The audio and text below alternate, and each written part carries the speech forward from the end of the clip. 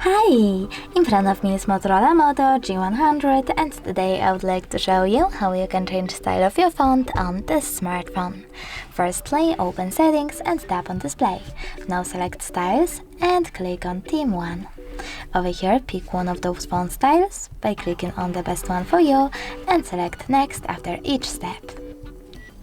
Then name your font. I will go with Font 1 and select Done. Finally, click on Apply, and now as you can see, style of my font has changed. If you wish to go back into the default one, you can always do that by clicking on the same options, tapping on Moto and selecting Apply. Thanks so much for watching. If you enjoyed this video, smash that like button, comment and definitely subscribe. Bye!